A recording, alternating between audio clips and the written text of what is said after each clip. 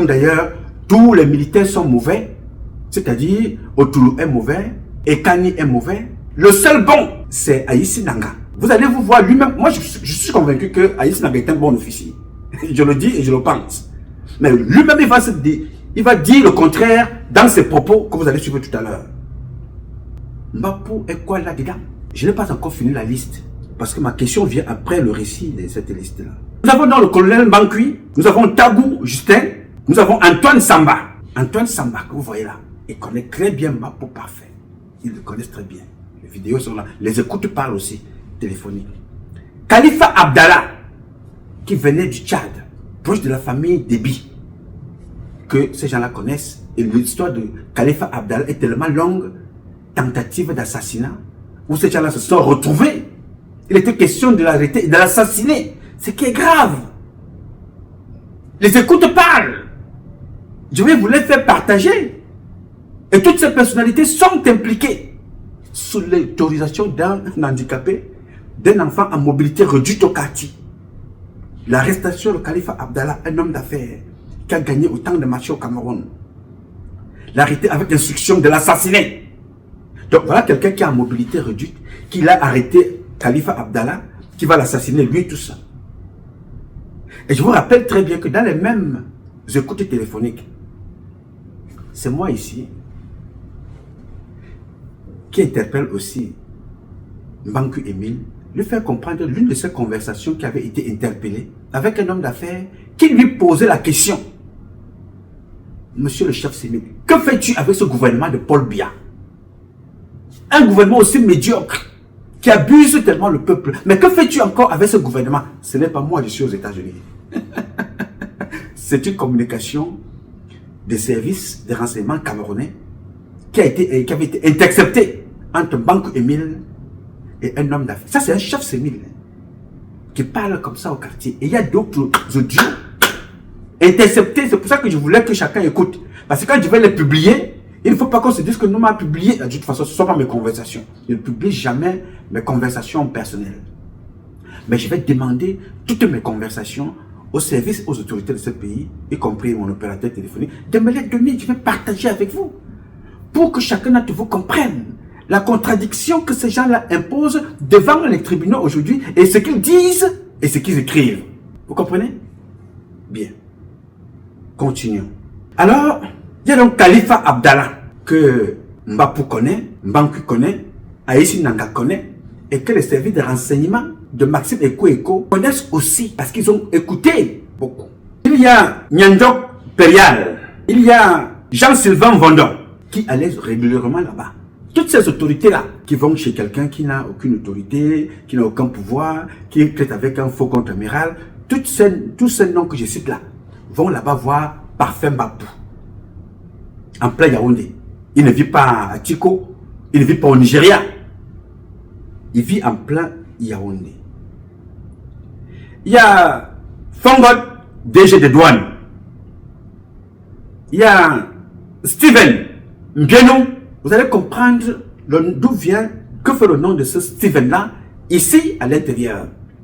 Il a un rôle très important sur plusieurs transactions matérielles et financières, des positionnements, des affectations, tout ça. Il y a beaucoup. Les écoutes téléphoniques parlent. Moi, je vais seulement vous les faire partager. Ce n'est pas Nouma qui parle ici. Mais Sommet, qui est d'ailleurs mort, à qui le même contre-amiral avait proposé un poste important. Il a donné de l'argent. C'est vrai, une partie a été remboursée. Je vais interpeller Mbanku Emile. Il en parlera le moment venu. Abdul Karim Dewa, DG Élégant. Lui aussi, son nom est là-dedans. Nana Bouba, lui aussi, son nom est là-dedans. Amadou Bouba, Edmond Kouate, Hamza, PDG Le Rochelle Tchad, Dodo Ndoké, ancien ministre. Pourquoi est-ce que c'est important, le nom de Dodo Ndoké? La nomination de Dodo Ndoké résulte d'un incident qui part, donc le lieutenant-colonel aujourd'hui, Aïssi, aura le temps un jour de vous expliquer comment cela s'est-il passé. Vous allez comprendre. C'est du pur jus, j'aime ce dossier, qui démontre la malhonnêteté, qui démontre la méchanceté, la manipulation, la trahison la traîtrise, la magouille, les crimes, la corruption, la part du gain. Tout ça, on veut que le président protège les gens comme ça, mais on ne veut pas que le président sache la vérité de ce que tout ce monde l'a fait. Vous allez comprendre ça le moment venu. Dodo Ndoké, il est mort. Le colonel Nana Famgem, Mveme, DG Murias, Cameroun. Madame Pfeffer, DG Pfeffer. DG Cantel, Koto Emmanuel, lui il est mort, mais ses voix sont là, ses écrits aussi. Ntonga, Pierre. Monsieur Kim, l'asiatique, que Haïti connaît exactement, que Mbanku Emile connaît, que Mbapou connaît. Ça, c'est un autre volet qui fait encore l'objet au moins de 10 publications à lui tout seul. L'asiatique Kim, à lui tout seul. Il y a le PDG Alliance Voyage. Il y a Félix Kandoum, je pense que lui aussi il est mort. Ateba Georges Eban, André Tupsi, procureur. Renaldo, l'homme d'affaires en Angola. Vous voyez que c'est un procès qui ira partout. En Gambie, au Sénégal, en Angola, aux États-Unis, en Europe, au Canada, partout. Majesté Victor.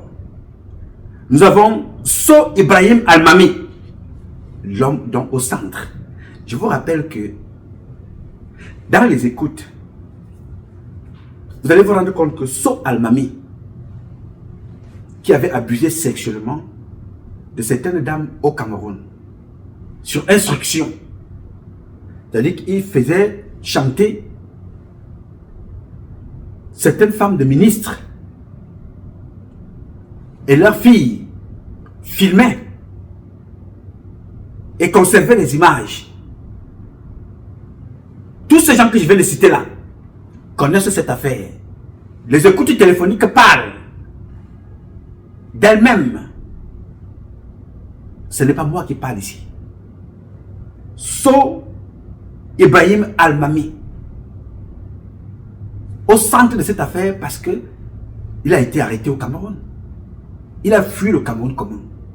Le faux contre-amiral a réussi à le faire fuir du Cameroun. Ce faux contre-amiral est tellement puissant, je vous assure. Nous avons également Nadiro Diallo. Il y a également Akamba Tatiana Armel. Il y a Nkoro Moran, la sœur de l'autre. Il y a Fabrice Nkoro. Il y a Kelindale, dont je parlais tout à l'heure. Il y a Inoussa. Bon, bref, ils sont nombreux. Nombreux. Je ne vais pas passer toute la publication à vous donner les noms. Je voulais vous donner un aperçu. Ils sont nombreux. Je vais citer les autres peut-être à la prochaine publication.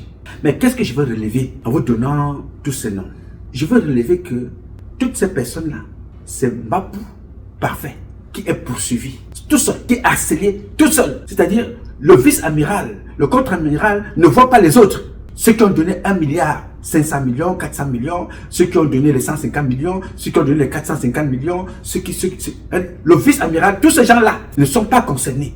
Le seul concerné qui était le patron de Bankui, c'est Parfait Mbapou. Le patron de Haïti Nanga, c'est Mbapou Parfait. Le patron du faux contre-amiral, c'est Mbapou Parfait.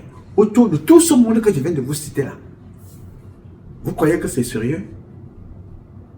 Est-ce que de vous à moi, vous pensez que c'est sérieux? Une telle vision de la chose. Est-ce que vous pensez un tant soit peu que interpréter la situation comme ça, c'est sérieux de fonctionner comme ça, d'enquêter comme ça, de ne pas être objectif, de ne pas être clair pour informer le président de la République? Alors, pourquoi est-ce que je vous en parle maintenant? Parce que tout à l'heure là, ils sont encore là-bas, je pense, au tribunal. Nous sommes le 10 janvier. Il y avait encore une deuxième confrontation. Il y a beaucoup de personnes. Mais la plupart des personnes qui sont impliquées dans cette affaire, accusées au départ, être des acteurs. Ngakam n'a jamais rencontré Mbapou et lui donner de l'argent. Ngakam ne le connaît pas. Mais tous ceux qui sont allés chercher de l'argent, le juge au tribunal militaire devait poser la question ainsi. Pourquoi vous vous retrouvez être les témoins du côté de celui-là qui dit être la victime? Comment ça s'explique? Celui qui dit qu'il a été victime, son nom est utilisé. d'autres personnes sont accusées. Leur nom, son nom est utilisé. Mais vous qui êtes allé prendre 50 millions, aujourd'hui, beaucoup d'entre vous se retrouvent, notamment Alain Ekassi. Mais vous trouvez qu'il y a quelque chose de très grave. Alain Ekassi est dans tous les dossiers. Comme d'ailleurs, vous allez le constater avec le lieutenant-colonel Ayessi Nanga, qui est dans le dossier de Martinez Zogo, assassiné. Vous allez trouver le nom d'Ayessi Nanga à l'intérieur. Il est dans le dossier de Ngakam, vous allez le voir dans les écrits et au tribunal. Il est dans le dossier, l'arrestation d'Amogo Belinga. Celui qui va arrêter Amogo Belinga s'appelle Ayessi Nanga. Il n'est pas dans la délégation, la commission des enquêteurs qui font l'enquête. Il est en stage. Donc on va le chercher là-bas en stage pour venir arrêter Amogo Belinga. Et les comptes rendus, et les réunions de ces arrestations, les préparations de ce qui se passe pour l'arrestation d'Amogo Belinga se font dans la maison de Parfait Bapou. Ce garçon est tellement puissant que... Si j'étais Paul Biya, je vous assure, si j'étais Paul Biya, je vous assure, je prendrais cet enfant, je ferais de lui un honorable correspondant, comme le FBI en fait avec beaucoup d'autres. Avoir autant d'influence à son état là. Tout le monde, y compris, regardez l'état de ces garçons, il est celui à la maison. Il déplace les colonels, les commandants, les ministres, les fonctionnaires, les hommes politiques, de partout. Il est là sur place. Vous ne trouvez pas qu'on lui donne beaucoup de poids et beaucoup de pouvoir? Vous ne comprenez pas que cet enfant-là était autour d'une organisation bien huilée, gérée et manœuvrée par des officiers supérieurs? Je vais encore vous le démontrer tout de suite. Ici, Ayessi Nanga, moi je parle avec des documents de la gendarmerie, avec les acteurs de la gendarmerie. Moi je ne parle pas avec des choses au quartier. Je vous ai dit ici que chaque fois que je parle ici, je parle avec des preuves qui nous permettent d'avancer pour éclairer le président. Donc, il y a les échanges personnels, il y a les écrits, il y a les enregistrements eux-mêmes, il y a leurs écoutes, il y a leurs propos, il y a leurs propres écrits, il y a les écrits et les écoutes, la DGRE et d'autres services de renseignement. L'enquête peut durer, pourvu que la vérité sorte, pour éclairer le ministre de la Défense et le président de la République. Tiens, ici, j'ai une correspondance qui va servir, qui sera servie, et qui a été servie même d'ailleurs, parce que le président les a, parce que quand les gens vont mentir au tribunal militaire, ils pensent qu'ils font à quelqu'un, alors qu'ils se font à eux-mêmes. Comme disait un chanteur camerounais, l'homme ne fait pas l'homme, l'homme fait lui-même.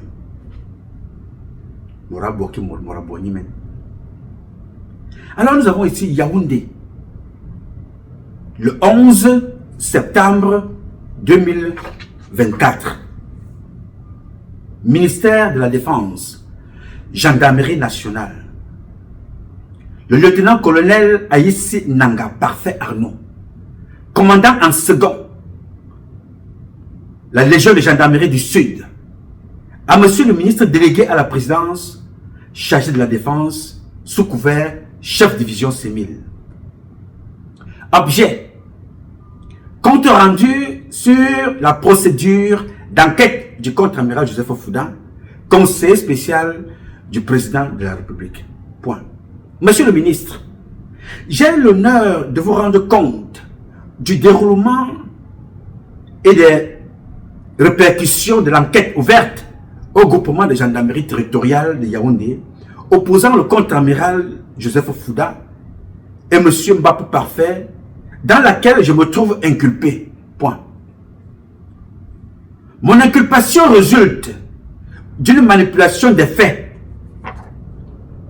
et de la procédure.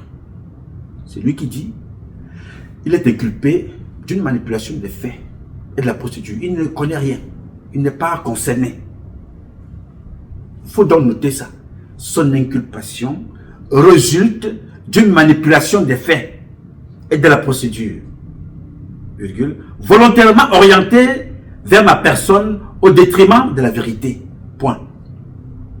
Le présent compte rendu revient sur ma relation avec le contre-amiral Joseph Fouda.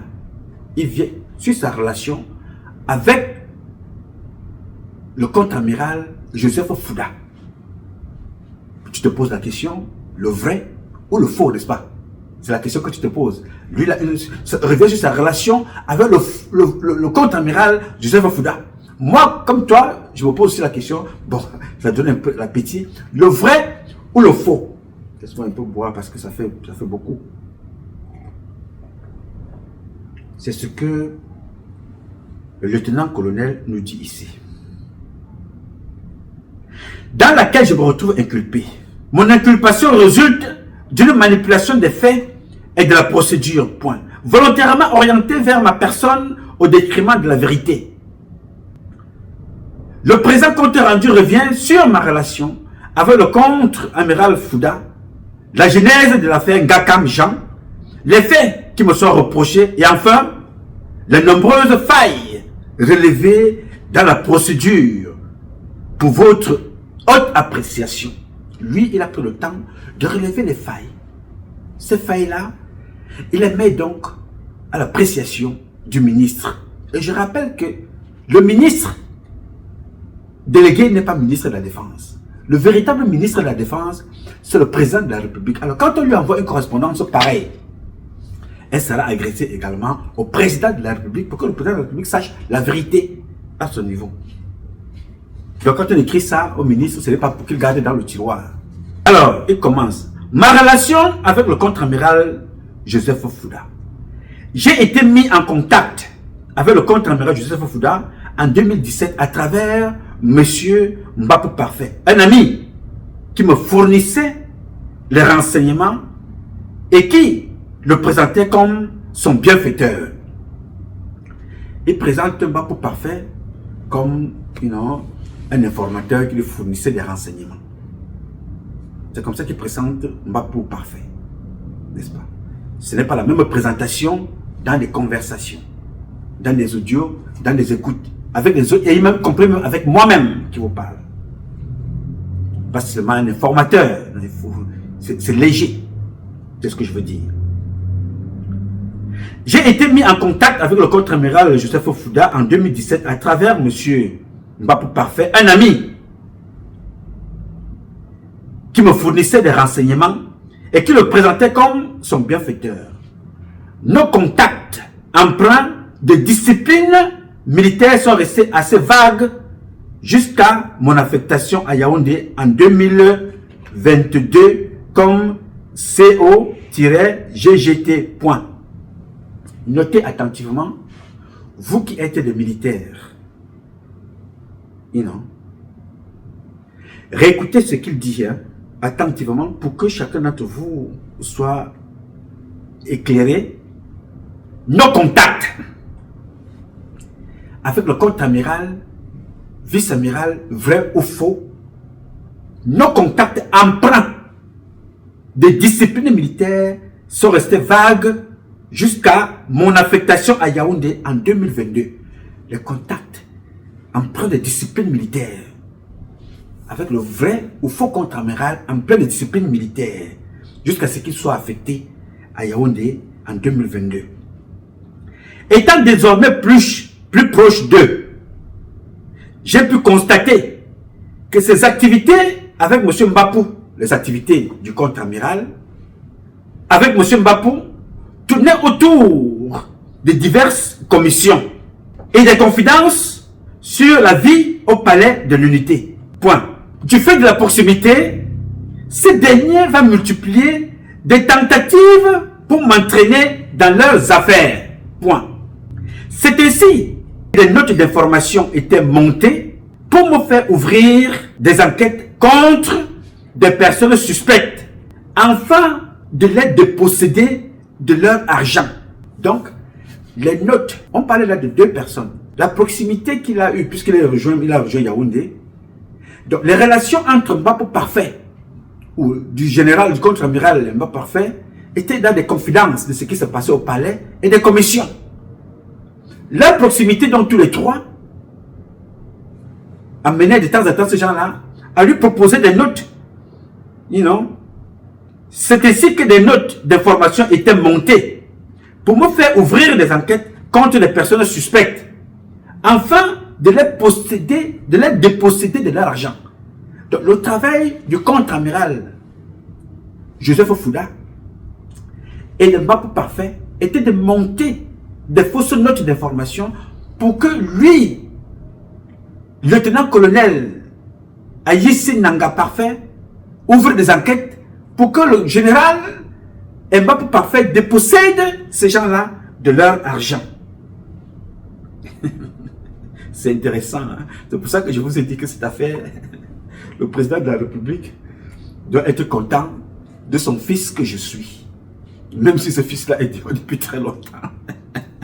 Les enquêteurs, vous devez avoir ça. Ces correspondants-là, parce que j'en ai plusieurs que je veux partager avec vous. C'est ainsi que les notes d'information étaient montées pour me faire ouvrir des enquêtes contre des personnes suspectes afin de les déposséder de leur argent. Ce fut, par exemple, le cas d'un certain Pat Diamant que j'ai fini par déférer malgré de très fortes pressions. Point. Le deuxième cas sera celui de M.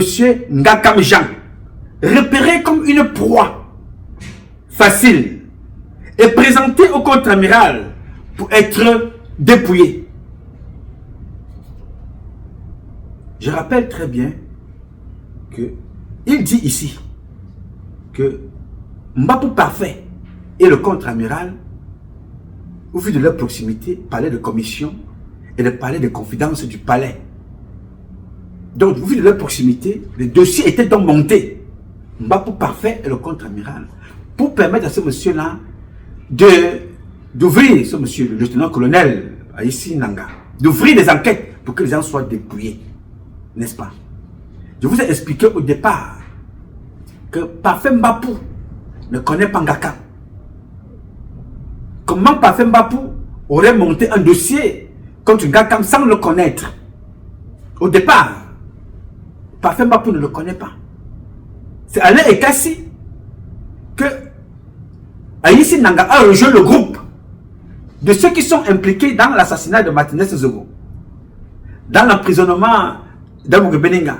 Dans le cas Ngakam, Ayissi Nanga les a rejoints, donc en l'occurrence Alain Ekassi, que lui est allé chercher 50 millions que MAPU Parfait ne connaît pas. Mais là, on accuse MAPU Parfait d'avoir monté un dossier pour dépouiller quelqu'un qui ne connaît pas. Celui qui écrit ce torchon, c'est un officier de police judiciaire que Paul Biya a fait de lui lieutenant-colonel. Nous dit-il, ou nous dit-on, était l'un des meilleurs de sa promotion. Je recommence ce dernier paragraphe. Ce fut par exemple le cas d'un certain Pat Diamant que j'ai fini par déférer malgré de très fortes pressions. Le deuxième cas sera celui de Ngakam Jean, repéré comme une proie facile et présenté au contre-amiral pour être dépouillé. Genèse de l'affaire.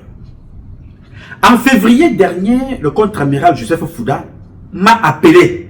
Souvenez-vous que tout à l'heure, là, il a dit au tribunal, là tout de suite, pendant que nous sommes le 10 janvier, il ne connaît pas le contre-amiral. Il ne le connaît pas, mais il nous a parlé de la proximité. La relation empreinte de discipline militaire.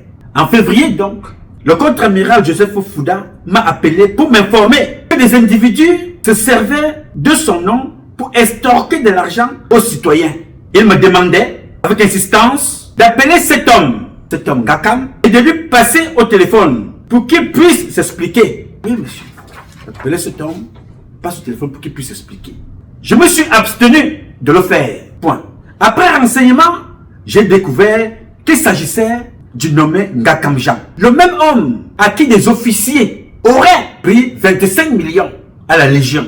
Dans cette phrase-là, il accuse déjà ses collègues gendarmes de la Légion qu'ils ont pris 25 millions. C'est le rapport qu'il fait au président de la République. Il est gendarme. Il est sûr de ce qu'il dit. Le même homme d'affaires, le même homme à qui des officiers auraient pris 25 millions à la Légion.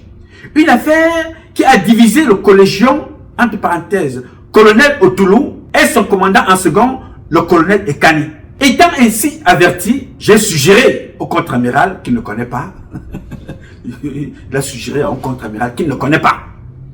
Le faux ou le vrai, je ne sais pas. Mais, étant averti, j'ai suggéré au contre-amiral de porter plainte formellement et dans l'optique de le convaincre d'engager la proposition par un projet qu'il a signé sans hésiter. Un projet de quoi? Un projet de plainte. Le contre-amiral que tu ne connais pas, tu es officier de gendarme. Il peut être que demain, le contre-amiral soit même l'acteur de tout ce qui se passe. Mais toi, l'officier de gendarme qui a appelé à entendre le contre-amiral un jour, que tu ne connais pas, tu lui demandes d'écrire une plainte. Il sait écrire, il est quand même contre-amiral. S'il ne sait pas écrire, il a des avocats, il a des enfants qui sont des officiers supérieurs comme toi. Mais toi, tu prends à ta tête d'écrire une plainte, alors que c'est toi qui seras appelé un jour à enquêter sur cette affaire. Mais c'est toi qui écris la plainte du plaignant, qui t'envoie d'appeler le monsieur et de causer avec lui. Oh, Nouma Patrice Freeman. Je ne sais pas ce que Paul Biya a fait, ou les petits Nanga ont fait pour mériter des espèces comme ça. Je n'en sais trop rien. Des situations comme ça. Toi qui es appelé, allez voir ce qui se passe pour informer ton père qui a fait de toi colonel. Tu écris des choses comme ça pour te renier par la suite. Parce que la gravité, c'est que ce que vous voyez là, l'individu renie tout ça maintenant. Vous allez comprendre. Étant ainsi averti, j'ai suggéré au contre-amiral de porter plainte formellement et dans l'optique de le convaincre. Toi, tu convaincs celui que tu ne connais pas. C'est-à-dire que quelqu'un a ses problèmes que tu ne connais pas. Toi, tu as ton poste, nommé au même titre que lui. Toi, tu vas convaincre quelqu'un qui se plaint auprès de toi. En tant que autorité, il vient se plaindre auprès de toi. C'est à lui de porter plainte, de ne pas porter plainte, ce n'est pas ton problème. Et toi, tu dis, tu veux convaincre qu'il faut qu'il porte plainte pour le motiver. C'est toi qui fais plutôt la proposition de plainte. Tu vas donner à un contre-amiral que tu ne connais pas. Vrai, faux contre-amiral, tu ne sais trop rien. Mais toi, tu es un OPJ connu, nommé par le président, occupant un poste par nomination ou sur nomination du président. You know? Signature du président. Tu occupes un poste et tu vas t'asseoir au quartier. Tu vas motiver quelqu'un quelque part qui se plaint. Oui, bon, on utilise mon nom au quartier. Hein. Oui, monsieur, mon général, portez plainte. Mais la personne avec laquelle tu parles là, tu ne connais pas cette personne. Mais tu lui dis de porter plainte. C'est à lui de porter plainte ou pas. Ce n'est pas ton problème. Mais toi, tu vas motiver cette personne que tu ne connais pas, que tu n'as jamais vue. Tu vas la motiver à porter plainte. Pas seulement verbalement, mais tu lui proposes. C'est écrit ici là. J'ai suggéré au contre-amiral de porter formellement plainte et dans l'optique de le convaincre, j'ai accompagné ma proposition par un projet qu'il a signé sans hésiter. C'est-à-dire que tu as fait un projet de plainte, il n'a rien changé, il ne t'a rien demandé, c'est ce que tu lui as proposé et il a signé. Notons que tu ne connais pas le contre-amiral. Je ne sais pas si c'est vrai ou c'est faux, tu ne le connais pas, mais c'est toi qui proposes une plainte, il signe sans hésiter et tu envoies ça au président de la République. Quelques jours plus tard, et dans une impatience gênante, il exigeait désormais que j'arrête ce banquier. Mais pourquoi tu dis que l'impatience était gênante? Quelques jours plus tard, et dans une impatience gênante, il exigeait, c'est-à-dire que le contre-amiral exigeait déjà que j'arrête ce banquier. Ne voulant pas me montrer particulièrement désobéissant, voilà moi un individu qui dit ne veut pas se montrer désobéissant. Toi qui vas proposer et tu écris la plainte à un monsieur qui ne t'a rien demandé. Maintenant que tu ne veux pas te montrer désobéissant vis-à-vis de lui, alors qu'il ne t'a rien demandé, maintenant au vu de ta démarche, il a trouvé que tu es faible, tu es facilement corruptible, manipulable, moralement en tout cas pour ce moment-là, il dit voilà un mougou. Il te dit donc il faut arrêter le banquier. Toi tu viens maintenant te plaindre au président. Ne voulant pas me montrer particulièrement désobéissant, j'ai informé le procureur de la République qui s'y est opposé, me suggérant plutôt un message d'interdiction de sortie du territoire. Avant la fin des investigations, le contre-amiral m'a instruit de lui scanner la copie de la levée d'interdiction de sortie du territoire et de stopper la procédure. Vous comprenez qu'à partir de ce paragraphe, il y a quelque chose qui ne va pas là. Ou il y a quelque chose qui manque. Nous allons suivre ça ensemble. Ne voulant pas me montrer particulièrement désobéissant, parce que le contre-amiral lui demande d'arrêter le banquier. J'ai informé le procureur de la République qui s'y est opposé que non, n'arrête pas le banquier, mais me suggérant plutôt un message d'interdiction de sortie. Le procureur propose donc, au lieu d'arrêter le banquier, alors émet une interdiction de sortie du territoire au banquier. Avant de sortir, avant la fin des investigations, le contre-amiral instruit de lui scanner la copie de la levée d'interdiction de sortie du territoire et de stopper la procédure. Mais à quel moment ont-ils levé l'interdiction de sortie du territoire? Nous partons là de l'établissement de l'interdiction de sortie du territoire, le message de sortie du territoire, n'est-ce pas? Et nous tombons directement, avant la fin des investigations, avant même que l'investigation ne finisse, le contre-amiral instruit la même personne qui ne veut pas désobéir. Il ne veut pas désobéir, hein? Mais le contre-amiral lui instruit, de scanner la copie de la levée d'interdiction de sortie du territoire et de stopper tout de suite la procédure. Non, stopper toute la procédure. Ce monsieur qui est impliqué dans mon nom, machin, tout ça. Non, stoppez tout ça, stoppez tout, stoppez, arrêtez tout, stoppez et envoyez-moi le document en question. Troisième point, les faits qui me sont reprochés. Le 5 août dernier, j'ai été auditionné et confronté avec Mbapou dans le cadre de cette affaire. J'ai appris que les soupçons ci-après pesaient sur ma personne. Bien évidemment, si toi tu écris la plainte, normalement on devait déjà te mettre même de côté. Tu écris la plainte, tu es qui? Tu peux écrire la plainte, le monsieur en question, contre-amiral vrai ou faux, vice-amiral vrai ou faux, a des avocats, a des enfants, a son secrétariat qui était nos PJ. Je pense aussi, hein, gendarme ou un militaire, whatever. En tout cas, son chef secrétariat là, qui monte, qui descend, Awana, peut écrire la plainte, n'est-ce pas? Bien. Alors, le 5 août dernier, j'ai été auditionné et confronté avec M. Mbapou. Dans le cadre de cette affaire, j'ai appris que les soupçons ci-après pesaient sur ma personne. Violation de consigne pour cause de simulation d'une enquête. Oui, moi, à partir de maintenant, moi-même, je peux comprendre. Parce que c'est toi qui porte plainte, qui écrit la plainte, à remettre à quelqu'un qui ne t'a rien demandé. Tu dis bien que pour le motiver, tu as écrit sa plainte, un projet de plainte, qu'il a signé, ça a existé. Ce sont des violations de consigne. Tu n'as pas le droit d'écrire la plainte pour qui que ce soit en tant qu'un enquêteur. Tu écris la plainte pourquoi? Puis c'est toi qui appelais à instruire l'enquête un jour. C'est la violence. Ça fait partie des violations de consigne. Moi qui ne suis pas gendarme, je peux déjà le noter ici. Violation de consigne pour cause de simulation d'une enquête. Et c'est vrai, vous avez simulé une enquête. Alors, à se poser la question, si ce n'est plutôt pas vous ici qui étiez impliqué dans une affaire d'escroquerie. Parce que votre comportement, d'une façon ou d'une autre, peut être interprété comme voulant escroquer, voulant manipuler, parce que tu vas t'ingérer dans une situation, tu t'es renseigné, tu as compris que c'est un gars comme c'est un banquier. Ok. C'est comme ça que ça peut être interprété. Je pense, hein, c'est mon avis que j'ai même moi aussi. On me reproche d'avoir fait semblant de mener une enquête. C'est vrai. Dans le but de faciliter l'escroquerie de M. Ngakam. Oh, c'est plutôt moi qui ai formalisé cette affaire en rédigeant une plainte que le contre-amiral a signée. Il s'enfonce même encore.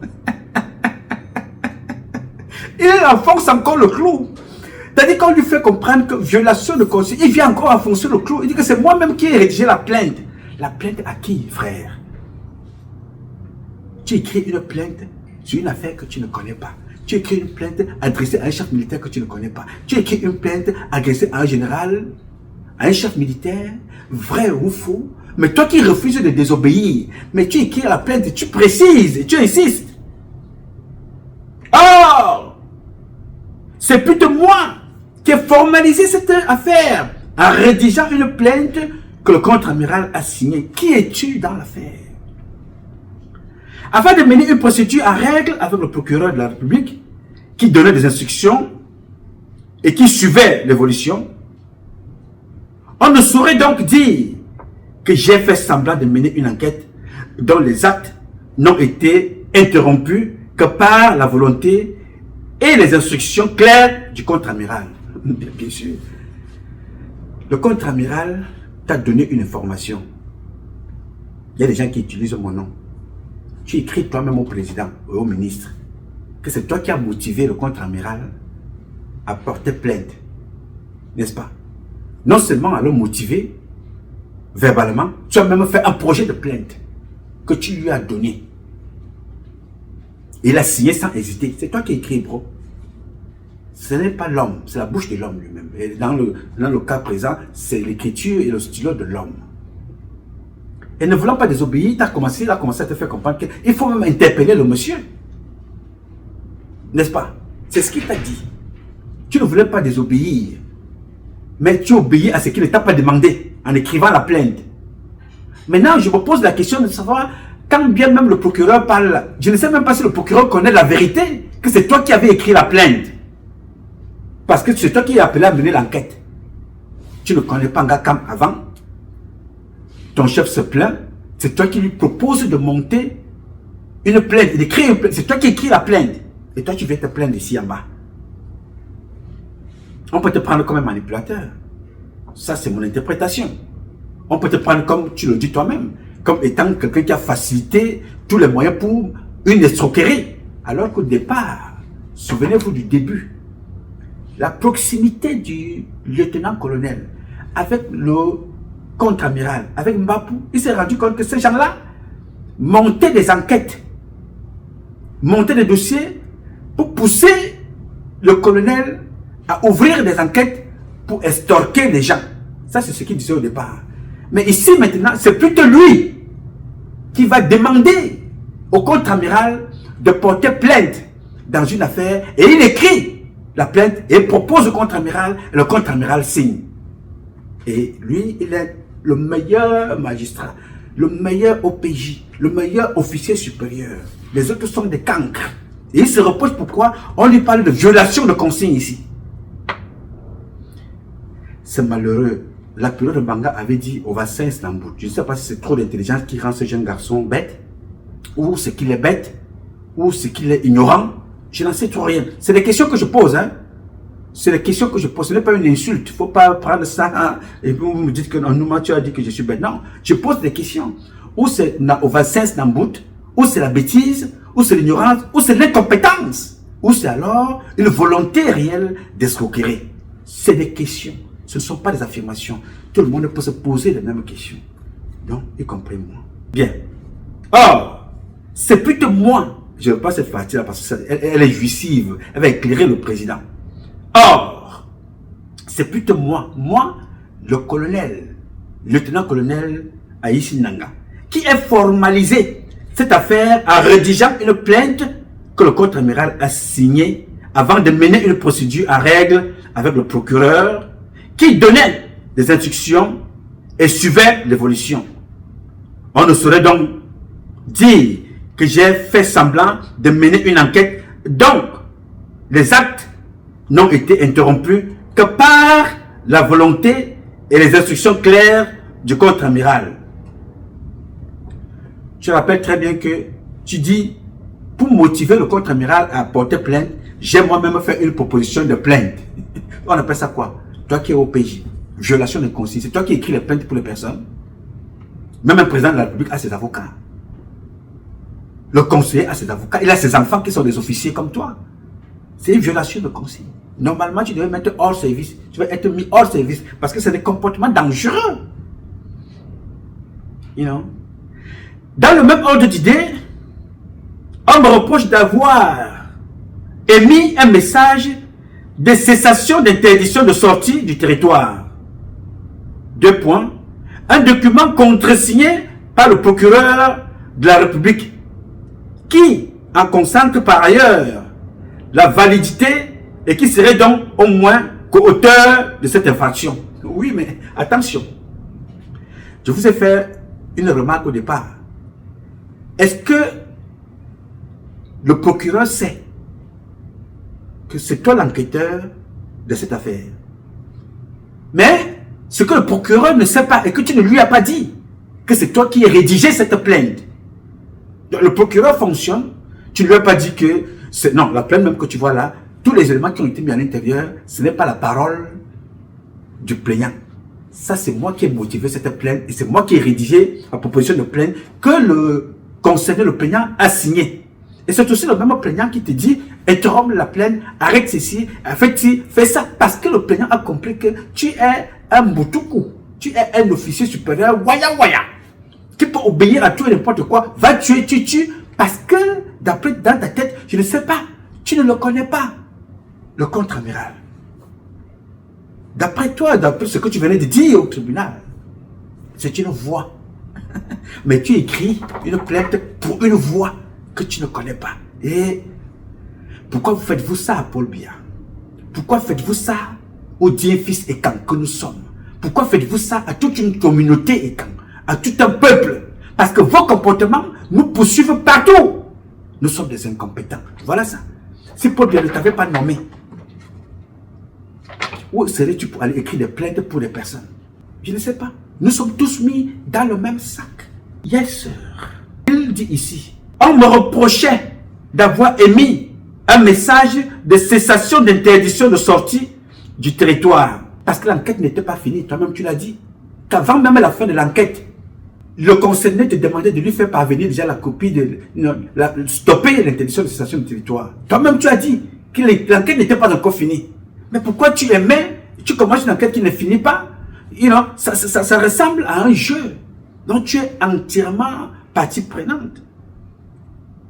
Un document contresigné par le procureur de la République qui en consacre par ailleurs la validité et qui serait donc au moins co-auteur de cette infraction. Non. Le procureur ne peut pas être co-auteur de l'infraction. Ça dépend de ce que tu as raconté au procureur. Parce que tu ne lui as pas dit la vérité, que c'est toi qui as écrit la plainte, et c'est toi qui mènes cette enquête, et tu as déjà fait, tu as pris un parti pris, parce que tu es du côté du plaignant, parce que c'est toi qui écris pour lui. Oui, monsieur. Suivant. Complicité de mission de fausse monnaie. Les enquêteurs avaient trouvé des faux billets de dollars. J'ai moi-même le document là ici, document officiel de cette affaire de fausse monnaie, écrit par le même colonel. Complicité d'émission de fausse monnaie. Les enquêteurs avaient trouvé des faux billets de dollars chez Mbapo Parfait, qui leur a dit que je connaissais l'existence de ces coupures. Or, en réalité, il m'avait donné un renseignement selon lequel des faussaires envisageaient de faire entrer de coupures de francs CFA au Cameroun via Garoua. En décembre 2023, je l'ai convaincu, comme toujours, toi tu convaincs toujours les gens, je l'ai convaincu de collaborer pour que ces gens soient arrêtés. Et j'en ai informé monsieur le CED en lui proposant une infiltration.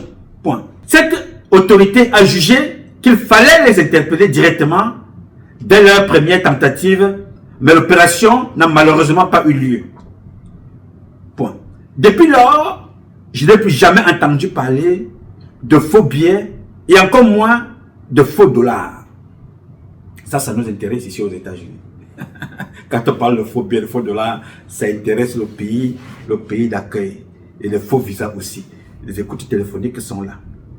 Ces faits ont été confirmés lors de notre confrontation et M. Mbapou a reconnu que je n'étais pas au courant de la présence des dollars chez lui. On me reproche enfin d'avoir pris l'argent à M. Ngaka, une hypothèse surprenante et fausse qui n'a même pas été abordée lors de mon audition. Alors, qui te soupçonne d'avoir pris l'argent chez Ngaka comme si on n'a pas abordé ça lors de ton audition? Toi, tu as suivi ça où, par qui et comment? Je dois aussi le dire ici. Au sortir de cette confrontation, les enquêteurs m'ont rassuré que je n'avais commis aucune infraction et qu'ils en feront mention sur le procès verbal. Grande est ma surprise de constater qu'ils ont plutôt créé des motifs sans aucun fondement. Laissez-moi tourner ici. Sans aucun fondement. Je suis sur quelle page? Voilà. La deuxième page. Bien. Page 3. Les failles observées, c'est lui qui écrit grand titre, hein. Les failles observées dans la procédure. La procédure qui entraîne mon inculpation aujourd'hui a été menée avec une volonté d'obstruer la vérité. Des très fortes pressions du contre-amiral et la rancœur du collégion centre qui a toujours des comptes à régler avec M. Ekassi.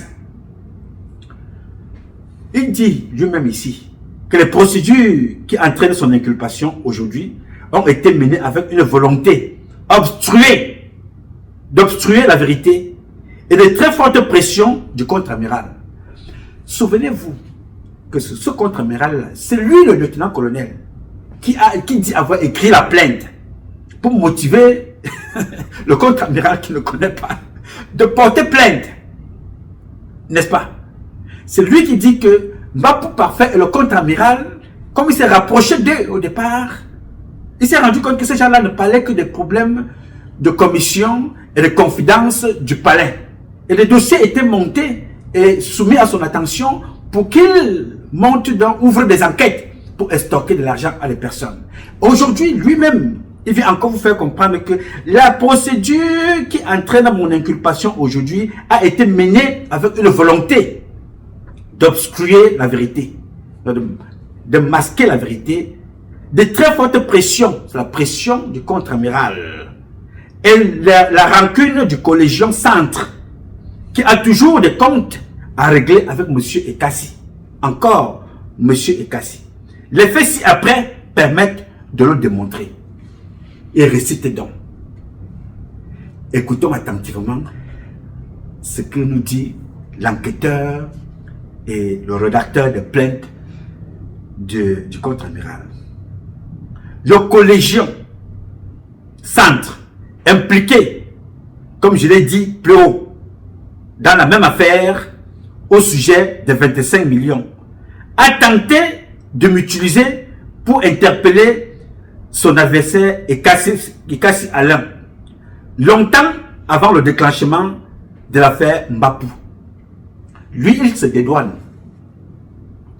Il accuse le collégion centre. Lui, il se dédouane de ses accusations. Lui, il est parfait. Lui. Il n'a rien à se reprocher. Lui qui a écrit la plainte. Lui qui a interrompu l'enquête. Lui qui a fait ci, lui qui a fait ça. Lui, il se dédouane tout de suite là. Il accuse plutôt maintenant le contre-amiral de vouloir l'impliquer, faux ou vrai contre-amiral, dans cette affaire. Alors, il accuse donc le collégion centre impliqué comme lui l'a mentionné. C'est-à-dire qu'il dit que le collégion, lui, il est impliqué comme je l'ai noté. Plus haut, dans la même affaire, au sujet de 25 millions.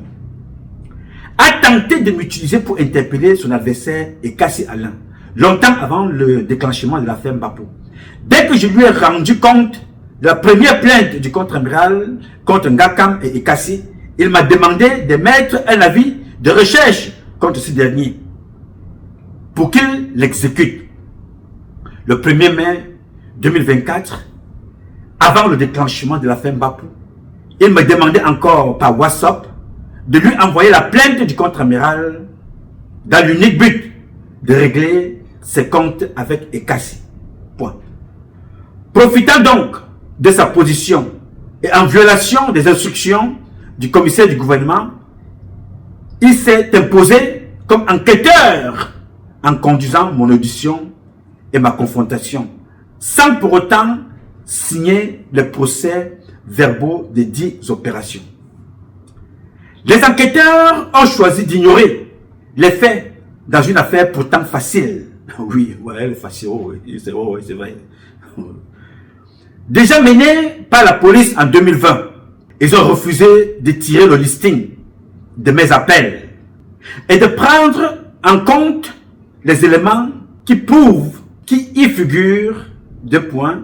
Ils ont refusé de procéder à une expertise de comparaison vocale pouvant leur permettre de confondre le contre-amiral. Vous comprenez? Le monsieur qui est tenu à la barre maintenant, parce que là où je vous parle là, ils sont au tribunal militaire, là, à l'instant présent.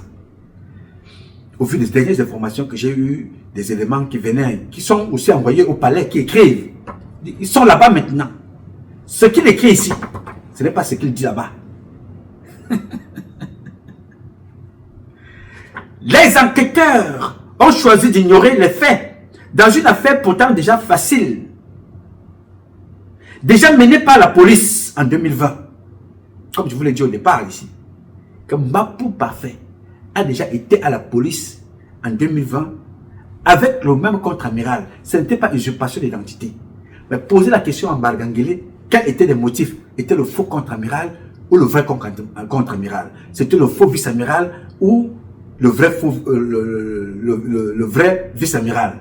C'était avec quel numéro de téléphone ils ont communiqué? Ils ont refusé de tirer le listing de mes appels et de prendre en compte les éléments de preuve qui y figurent. Ils ont refusé de procéder à une expertise de comparaison vocale. Ils demandent qu'on expertise la comparaison vocale, pouvant leur permettre de confronter rapidement le contre-amiral. Souvenez-vous, le contre-amiral Joseph Fouda, dont il demande aujourd'hui l'expertise vocale, c'est lui qui a écrit la plainte du contre-amiral, qui ne lui avait rien demandé. Lui, il a proposé au contre-amiral de porter plainte. Et de pour motiver la plainte du contre-amiral, j'ai fait une proposition, un projet de plainte qu'il a même signé sans réfléchir. Aujourd'hui, il doute du même contre-amiral et dit non, il faut le confronter parce que c'est avec lui pour reconnaître sa voix.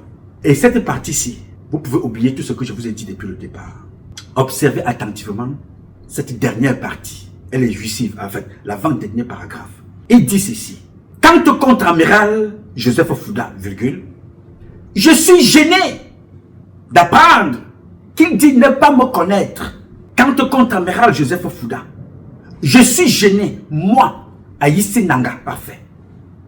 Je suis gêné d'apprendre qu'il dit ne pas me connaître. Alors que c'est moi qui ai rédigé une énième fois, il avance encore le clou. Violation de consigne. Alors que c'est moi qui ai rédigé sa plainte contre Ngakam et la relance de l'enquête contre Mbapou. Je vous rappelle qu'il appelle Mbapou mon frère. Il dit même que Mbapou est son frère aîné. Ils sont ensemble dans les vidéos, ils mangent à la maison, les familles se connaissent, et ainsi de suite. Mais pendant qu'il est là, avec lui, il ne lui dit pas que moi, je viens manger avec toi ici, Tara. Mais sache que j'ai motivé une plainte contre toi, et c'est moi qui ai même écrit. C'est-à-dire que la plainte de Ngakam contre Ngakam, c'est le lieutenant-colonel qui écrit. Voyez-vous? La plainte contre Mbapou, c'est encore le même lieutenant-colonel qui écrit. Il va devenir un écrivain public, un porteur de plainte bien rédacté. A écrit des plaintes, hein? Ouais! Quelle bêtise, quelle ignorance, quelle imbécilité. C'est-à-dire que moi-même, soldat, je ne poserai pas un tel acte. Quel est donc... Le président se posera la question. Quand il va écouter ce que tu dis en ce moment au tribunal, il se posera beaucoup de questions. Quant au contre-amiral, je relis cette partie-là parce qu'elle est jouissive, elle est importante pour vous. Quant au contre-amiral Joseph Fouda, je suis gêné d'apprendre qu'il dit ne pas me connaître, alors que c'est moi qui ai rédigé sa plainte contre Ngakam et la relance de l'enquête contre Mbapou.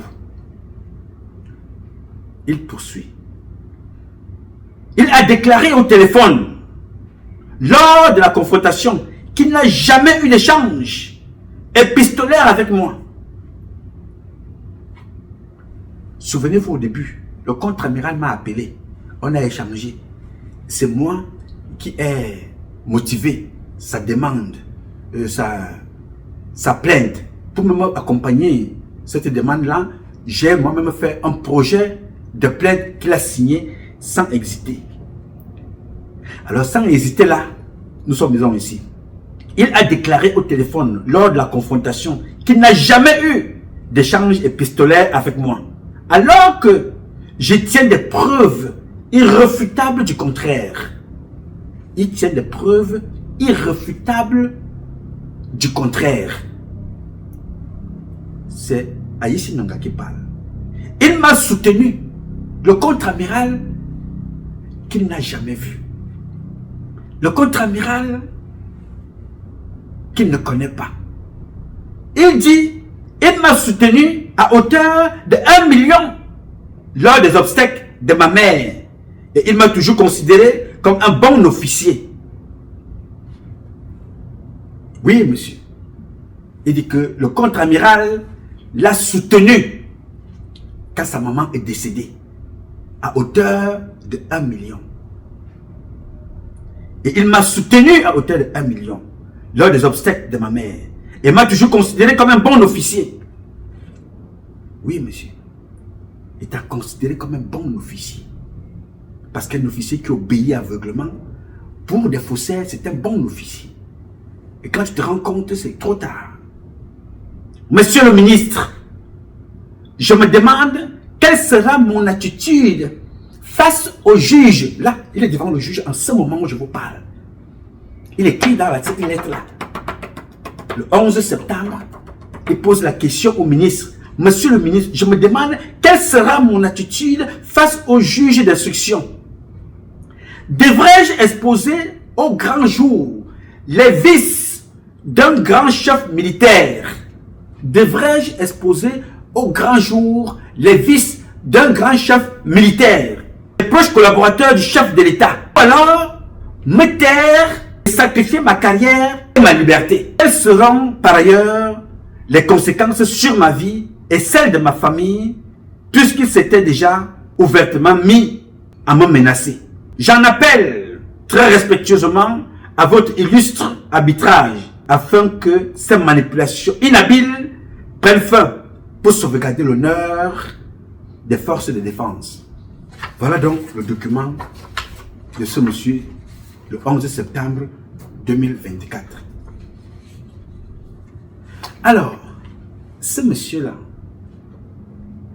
dit devant le juge maintenant qu'il ne connaît pas le contre-amiral, que la voix là peut être la voix de n'importe qui. Il ne connaît pas, c'est-à-dire que c'est tout ce qu'il a dit là, il a mis ça comme ça là-bas, il l'a mis dans la poubelle. Il ne connaît pas le contre-amiral.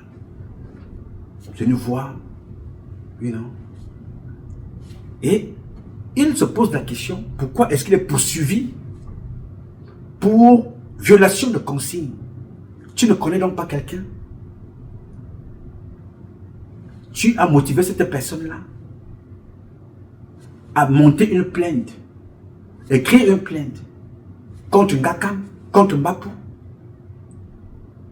Tu as témoigné et tu as insisté et dit avoir beaucoup de preuves. À moi-même, je les ai aussi. Je vous dis que moi, je suis aux États-Unis, mais je connais tellement de choses que vraiment, quand je parle de cette affaire, je parle avec des éléments que j'ai à ma possession et des éléments que je vais mettre à votre disposition. Voilà donc une première partie, parce qu'il y a beaucoup d'autres dossiers, hein, notamment le dossier, toujours le dossier de ce monsieur-là, le compte rendu ici, les diverses persécutions, le dossier que vous voyez là. Il y a beaucoup de dossiers concernant ce compatriote en question.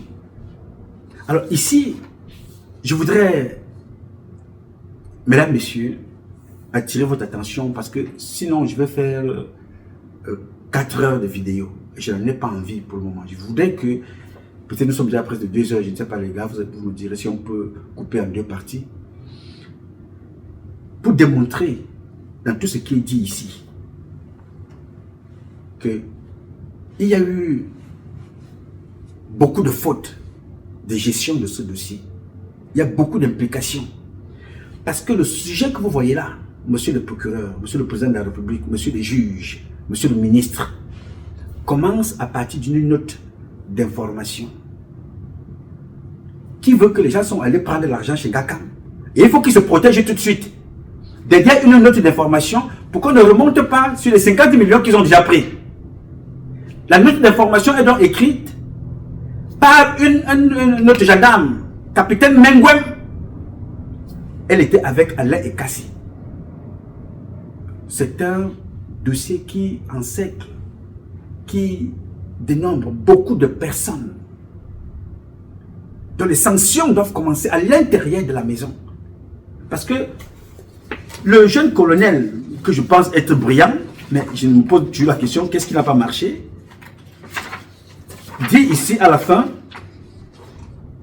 j'en appelle très respectueusement à votre illustre arbitrage, afin que ces manipulations inhabiles prennent fin pour sauvegarder l'honneur des forces de défense. Ils ne savent pas que ce qui s'est passé là est très grave. Grave. C'est-à-dire que des personnes que le président de la République a confié la gestion du pays, interpellées, enquêtées, confiées à la justice, faire enfermer toutes les personnes qui, des bandits, des contrevenants, des voyous, des gens qui sont impliqués dans tout et n'importe quoi, qui soient arrêtés. Et le président a donné cette responsabilité à qui? À Issy Nanga, qui se retrouve donc impliqué là. D'après lui, les autres sont tellement des faux qu'il est le seul qui est bon. Alors qu'il est celui-là même qui est impliqué, qu'on devait interpeller au premier chef. C'est pas moi, je ne demande pas ton interpellation. J'explique seulement ce qui est écrit par toi-même et ce qui est dit par toi-même. Alors, quand on regarde, vous qui regardez cette affaire, vous comprenez que Mbapou Parfait ici était au milieu des officiers supérieurs qui savaient ce qu'ils faisaient et ce qu'ils font jusqu'à présent. Le comportement de celui qui disait avoir des preuves contre le contre-amiral, celui qui dit avoir discuté avec le contre-amiral, il a des preuves que personne d'autre n'a. Celui-là aujourd'hui qui va nous faire comprendre que non, je ne connais pas. Bon, c'est une voix vraiment, je ne connais pas. Vous voyez un peu jusqu'où des gens induisent donc le président en erreur depuis. Alors, s'il y a des gens qui devaient dire au président de la République s'il y a un vrai ou faux contre-amiral qui existe, c'est bien Aïssi, n'est-ce pas? Mais qu'est-ce qu'Aïssi a fait? Est-ce qu'il s'est d'abord rassuré que la personne avec laquelle je parle en tant qu'OPJ est le vrai ou faux contre-amiral?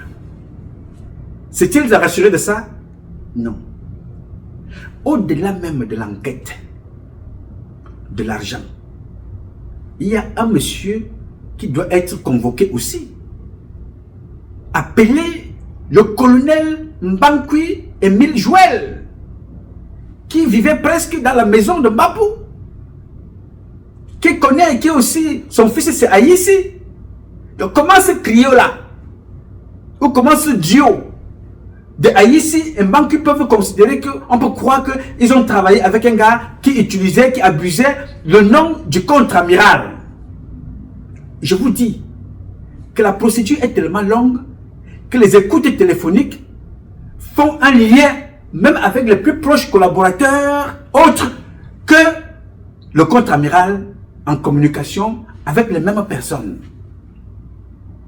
Quand vous écoutez, normalement, la dernière communication que j'ai écoutée, la date, la prolongation de 2 ans de M. Mbankwi Émile, si vous écoutez ce que disent les personnes, les échanges que font les personnes, les propositions qui sont faites par les personnes, au téléphone, enregistrées par les éléments de la DGRE, vous allez croire que Mbapou ne connaît pas le contre-amiral? Vous penserez que le colonel Mbankwi vous dira que ce n'était pas le contre-amiral? Alors si ce n'était pas le contre-amiral, il faut arrêter Mbankwi et le mettre en prison tout de suite. Parce que Mbankwi a contribué à plonger, à noircir l'image d'une haute autorité dont il avait la charge de la sécurité et des informations et du pays et des individus et leurs biens. Il a donc contribué dans un gang de bandits, dans un gang de voyous. S'il est dit que c'est le faux contre-amiral, alors je suis convaincu pour ma part, que Mbankwi savait très bien, en tant que patron du renseignement, qu'il avait affaire au véritable contre-amiral. Mais il ne voulait pas se confronter en lui. Bien que La responsabilité prime le grade. Lui, il est le chef militaire, la sécurité militaire. L'autre est le conseiller spécial. Donc, ils sont là-bas, les haya haya, les woyo woyo, les waya waya people, officiers. Donc, Bankui ne voulait donc pas se confronter à ce monsieur-là de façon frontale. Il dit, bon, là, bon, faisons avec si ça peut nous rendre service. Entre ceux qui ont bénéficié des affectations, passant par le vrai ou le faux contre-amiral, les audios sont là. Je vous ai seulement donné cet extrait qui est public parlant de l'affaire Martinez-Zogo. Vous allez écouter les audios de ce qui se passe. Des fraudes, des marchandages, du port, de la douane, des sportifs, des footballeurs, les liens, les rendez-vous, les rencontres, l'argent, les hommes d'affaires, les influences, les relations, les services, les demandes. Vous vous posez la question, il y a quelque chose qui n'a pas marché ici avec ces gens. Il y a une conversation qui m'a plu pour conclure là pour la première partie. En regardant, quand on m'a dit que le colonel Aïssi dit ne pas connaître le contre-amiral. Il peut avoir raison, ça dépend de l'angle par lequel chacun voit le truc. J'ai souvenir, en écoutant les écoutes téléphoniques, que Madame Ketcha, ministre, est en contact avec le même contre-amiral au téléphone. Les voix sont là. Le ministre peut me les demander, je peux les offrir au président de la République. Je vous avais fait comprendre que si on me donne cette enquête-là, moi, à moins de 90 jours, je vous donne les résultats. Clairement. Ketcha Koutez parle avec le contre-amiral en question. Pourquoi Aïssi a demandé au contre-amiral en question, faux ou vrai contre-amiral, d'appeler Ketcha Koutez? Parce qu'il y avait une rue qui devait passer devant sa maison. Il devait casser la maison d'Aïssi Nanga. Aïssi Nanga ne voulait donc pas que sa maison soit cassée. Il fallait l'intervention du vrai ou faux contre-amiral qu'Aïssi ne connaît pas. Aujourd'hui, il ne connaît pas. Mais il ne fallait pas que sa maison soit cassée. Et bien que la clôture soit cassée, il a été dédommagé. Aïssi sait très bien que le lieutenant-colonel Aïssi sait très bien que le faux ou vrai contre-amiral a quand même causé avec Ketcha Célestine à ce sujet. C'était lequel? Le vrai ou le faux? Comment est-ce que ne pas croire que vous êtes en infraction, violation de consigne d'un officier de cette dimension? Comment pensez-vous que vous pouvez vous échapper et croire que tout ça doit être posé sur la tête d'un Bapou à lui tout seul? Ici, je ne dédouane pas la responsabilité de ce garçon. S'il a commis des impairs, il doit être sanctionné au même titre que les autres. Mais ce qui me dérange, c'est que tous ces officiers-là ont l'air de vouloir se protéger et dire que non, c'était lui le faux contre-amiral, c'était lui le colonel Bapou, c'était lui le général, c'est lui qui faisait tout, c'est lui qui prenait tout cet argent-là. C'est ça qui me dérange un peu. S'il y a sanction, que tout le monde soit sanctionné. Parce que le président a été induit en erreur, a été trompé dans ses rapports avec son responsable, et son conseiller spécial. Et je vais donc conclure ici, à vous disant, vous jeunes, je vous ai toujours appris ici, à mon petit niveau, moi qui ne suis pas professeur, je ne suis pas général, j'ai appris, apprentissage par observation. Je notais encore ça sur mes papiers, hier, quelques noms que j'ai notés. Le contre-amiral qui est mort, Nsola, il est tombé à cause de Joseph Fouda. Il est mort, il a perdu son poste. Comme vous pouvez perdre vos postes aujourd'hui. Beaucoup d'entre vous ont perdu leur poste à cause du même contre-amiral, notamment Jean-Jacques Fouda. Parce que Jean-Jacques Fouda peut arriver maintenant au tribunal et raconter tout ce qu'il est en train de raconter. Quand Bapou lui fait comprendre que le général, le contre-amiral a dit qu'il va te faire affecter au nord. N'est-ce pas? Et que l'affectation soit effective par la suite. Comment le vrai contre-amiral obéit-il aux ordres du faux contre-amiral qui ont été donnés à partir de Bapou? Comment ça se fait? Parce que lui, il a donné de l'argent au contre-amiral parce qu'il voulait porter la palme. Jean-Jacques Fouda, y compris même des voitures que je vous ai montrées ici. Mais à la fin, il vous dit que lui aussi, il a été béni, il a donné je ne sais pas combien d'argent et tout le reste, il ne connaît pas. Alors tu te poses donc la question de savoir, le patron militaire, colonel Jean-Jacques Fouda, le contre-amiral, le lieutenant-colonel Aïssi Nanga, le colonel Motogo, le patron de la sécurité militaire, ont été incapables de trouver le vrai ou faux contre-amiral. Contre-amiral Sola a donc perdu son poste pour des vérités, toujours face à des problèmes comme vous voyez là. Dénoncer le faux et usage de faux de Joseph Fouda, qui a toujours convaincu le président avec des faux rapports sur les marchés en Suisse, des commissions, des recommissions, des fausses factures. Ça a coûté le poste en Sola. En ce moment-là, Joseph Fouda s'était allié, comme il a dit de le faire aujourd'hui, avec Aïssi Nanga, qui le renie, qui le rejoint, qui ainsi de suite. Il a fait la même chose avec Alem Bengoro pour tuer Sola. N'est-ce pas? Quand ils se sont mis ensemble pour tuer Sola, ils ont donc détruit Sola. Sola a perdu son poste comme attaché militaire du Cameroun en Chine. Il en est même mort. Le même qui s'était associé à Mbengoro, Alem Bengoro, pour tuer Sola, a décidé de tuer Alem Bengoro en donnant un faux rapport au président qu'Alem Bengoro préparait un coup d'État. Alem Bengoro n'est pas en prison parce qu'il a détourné. Je vous ai toujours dit ici que les détournements sont toujours utilisés pour cacher les vrais motifs pour lesquels on te détruit parce qu'un réseau a décidé de te détruire. Ça entraîne donc Alem Bengoro en prison avec sa femme et lui-même. Même ses enfants devaient y être. Mais le président a baissé la garde. C'était toujours avec à la tête le même contre-amiral qui est en train d'amener comme ça progressivement le jeune Aïssi dans la tombe de sa profession. Et peut-être même physiquement un jour. Parce que beaucoup de jeunes physiquement ont été éliminés après avoir travaillé avec Joseph Fouda. Comment? Personne ne vous le dira. Car Stéphane, bel homme, beau garçon, qui était toujours à son service. Il a eu des clashs dans les réseaux sociaux ici, avec certains autres activistes, toujours pour le même Joseph Fouda. Mort subitement. Enquête classée sans suite. Le jeune Thierry Ndong, un homme d'affaires lui aussi, allait chercher sa position. À travers le jeune Thierry Ndong, ils ont détruit, ils ont tué les carrières de vie des gens ici, à l'ambassade du Cameroun, à Washington DC. Avec des faux documents. Ça, c'était notre sujet. C'est toujours le même Joseph Fouda. N'est-ce pas? Je voudrais donc poser la question, mes chers amis. L'ambassadeur Mondouga est mort en prison pour une affaire d'avion. Directement ou indirectement, on voit toujours le nom de Joseph Fouda. Jusqu'à quand Joseph Fouda va-t-il détruire les vies et les carrières? Jusqu'à quand va-t-il continuer à détruire les vies des enfants? Et on observe ça comme ça, on regarde. On va donc prendre tout ça, on va mettre sur la tête de Mbapou Parfait tout seul. Ce gars de Mbapou Parfait tout seul est tellement puissant que ce qu'il reste à faire, c'est de devenir président de la République du Cameroun.